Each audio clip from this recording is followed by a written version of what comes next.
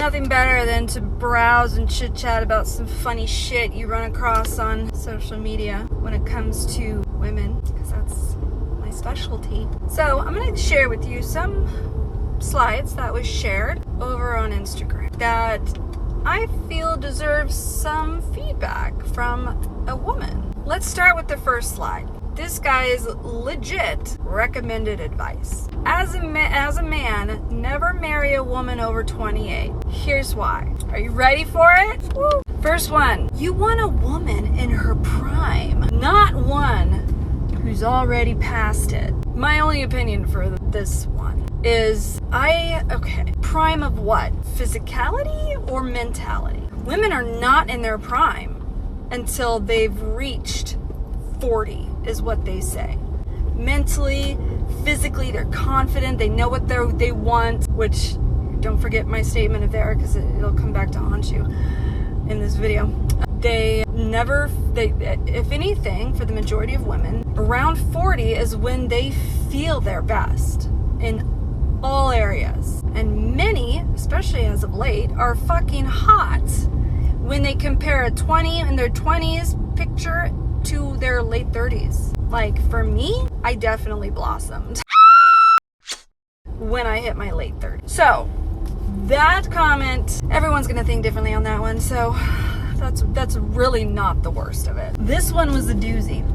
Women over 28 are usually more set in their ways and less willing to adapt to what you want them to do, what you want them to be. I'm just finishing a sentence. Again, women over 28, closer to late 30s, are set in their ways. Remember I told you not to forget?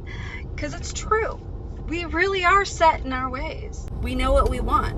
We've filtered out the bullshit. We've learned so much about men, and it's already been studied that men mature later than women. We are definitely, I wouldn't say we're set in our ways, but clearly it's coming from a place of a little bit bitterness from something.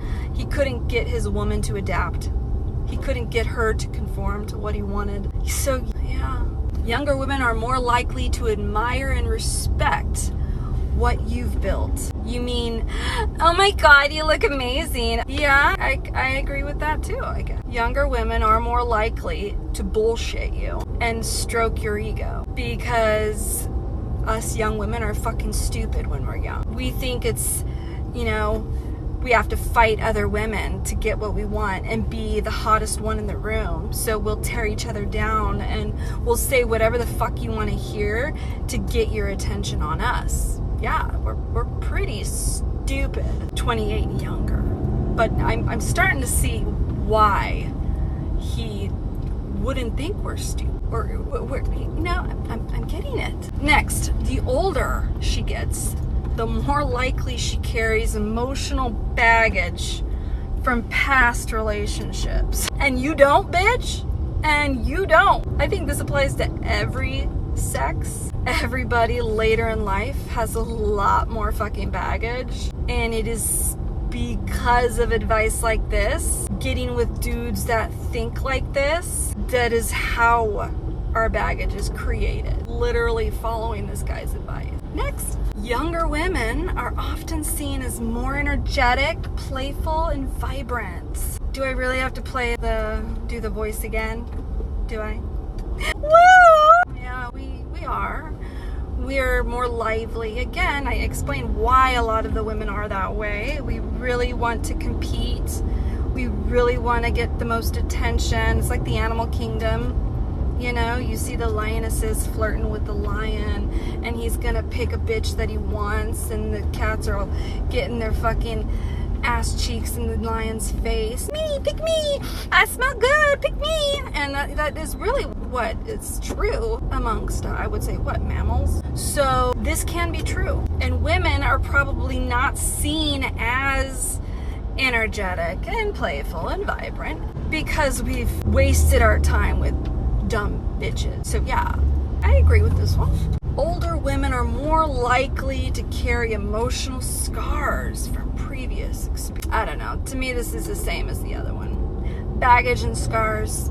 Tomato. Older women are often to follow your lead. I'm gonna let the comment section give feedback on that one. It could go either way, depending on your background and belief system, but letting your man lead, ooh, that's a special spot that women have learned to reserve selectively. So dude, my man, you're gonna have to fight for that kind of respect. Next, last but certainly not least, I'm sure Tate Brothers would give this guy some 5 stars. Many people believe the most compatible partners are already in committed relationships to begin with by their mid-20s.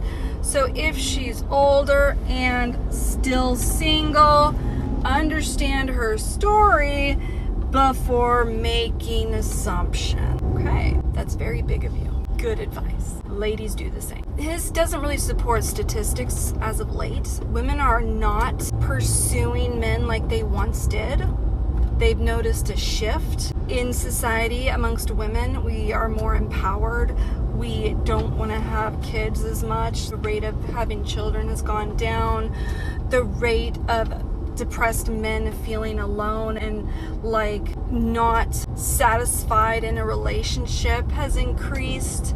You can look up the studies. It's shifted very much lately. So yeah, I think women are being more selective when it comes to the word. Compatible has gone to a whole nother level now with women. It's not like it was defined in the boomer era.